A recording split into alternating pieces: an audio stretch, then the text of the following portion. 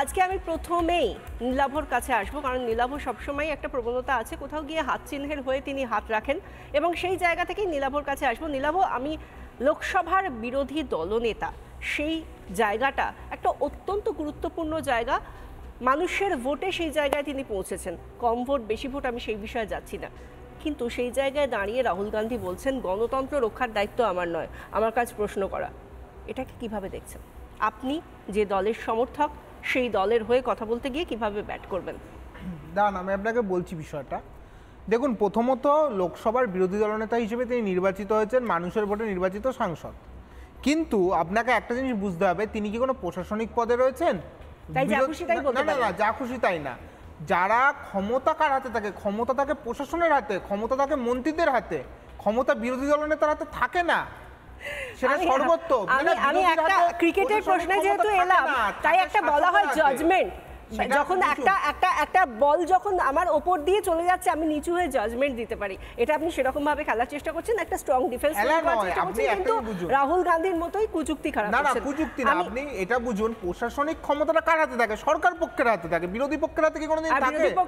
বিরোধী পক্ষের কাজ হচ্ছে গণতন্ত্রের প্রহরী হিসেবে, গণতন্ত্রের যেখানে সেই বক্তব্যগুলো তুলে ধরা, এটা বিরোধীদের কাজ।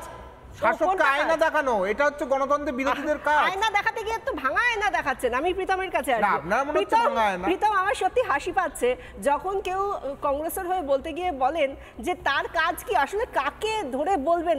যাকে নিয়ে কথা হচ্ছে তিনিই তো বলছেন গণতন্ত্র রক্ষা করার কোনো দায় আমার নেই। তিনি আবার নাকি বিরোধী দলনেতা, তিনি আবার নাকি SIR নিয়ে কথা বলছেন, তিনি আবার নাকি বলছেন যে কোথাও গিয়ে যে ভোটারদের কারচুপি করা হচ্ছে বা ভোট নিয়ে কারচুপি করা হচ্ছে। দেখুন, রাহুল গান্ধীর একটা ইতিহাস আছে, বারবার উনি এরকম হিট অ্যান্ড রান কেস করেন, কিছু একটা বলেন তারা পালিয়ে যান, তার কোনো দায়িত্ব নেন না। উনি সংবিধান করা আইন, ওনারই প্রধানমন্ত্রী, সে অর্ডিন্যান্স ছিঁড়ে ফেলে দিয়েছিলেন। তো এরা আজকে গণতন্ত্র আর কনস্টিটিউশনের কথা বলে, সেটা হাস্যকর। এই আজকে ইলেকশন কমিশনার একদম বলেছে যে অনলাইনে কোনোদিনও কোনো ভোট কাটা যায় না, কেউ কাটতে পারে না। আপনার ওই কর্ণাটকাতে কিছু লোক সেটা চেষ্টা করেছিল, তার এগেনস্টে ইলেকশন কমিশন তার FIR করেছে। সেম জিনিসটা এখানে যেরকম কিছু অফিসারদের এগেনস্টে আজকে FIR হচ্ছে, তার ব্যবস্থা ইলেকশন কমিশন নিতে বলেছেন। কাকে? রাজ্য সরকারকে। কর্ণাটকের রাজ্য সরকারকে কে চালায়? আজকে কংগ্রেস গভর্নমেন্ট। কোনো রকম ব্যবস্থা নেননি এই ইলেকশন কমিশনার। সেখানে উনি বলছেন যে 2003-এ certain unsuccessful attempts are made, যেটা আমি বললাম FIR করা হয়েছে।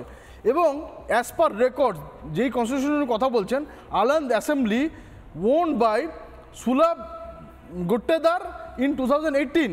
তারপর BR পাটিল কংগ্রেস থেকে 2003-এ জিতেছেন। তার মানে কি 2003-এ উনি এই ভোট চুরি করে জিতেছেন? যার কথা বললেন সব বিরোধিতার প্রশ্নগুলো একের পর এক একটা জায়গায় একটা ছাতার তলায় বলছি, তারপরেও রাহুল গান্ধী বলছেন তিনি নাকি পরে আবার হাইড্রোজেন বোমা নিয়ে আসছেন। হাইড্রোজেন বোমা না ফুলঝুরি পাঠিয়েছেন, সেটা তো সারা মানুষ দেখতে পাচ্ছে। এখনই সবার মধ্যে হাসি। এই হচ্ছে কর্ণাটকের ইলেকশন কমিশনার রাহুল গান্ধী থেকে প্রশ্ন জিজ্ঞেস করেছিলেন যে আপনি শকুন রানীর এগেইনস্টে যে বক্তব্য দিয়েছেন সেটা সমস্ত ভুল, সর্বৈব ভুল। শকুন রানীর স্টেটমেন্ট দিয়ে বলেছেন যে সর্বৈব ভুল, আপনার যদি কিছু থাকে আপনি অফিসিয়ালি জানান, আজ অবধি জানাতে পারেননি। সেই মিথ্যাবাদী রাহুল গান্ধী এই ইন্ডিজোটের প্রত্যেকটা নেতা এনার্কি করার চেষ্টা করেছেন, আর কিছু করতে পারছেন না। নানা ধরনের কন্টেন্ট দেখার জন্য লাইক করুন, শেয়ার করুন আমাদের ফেসবুক পেজ, সাবস্ক্রাইব করুন আমাদের ইউটিউব চ্যানেল।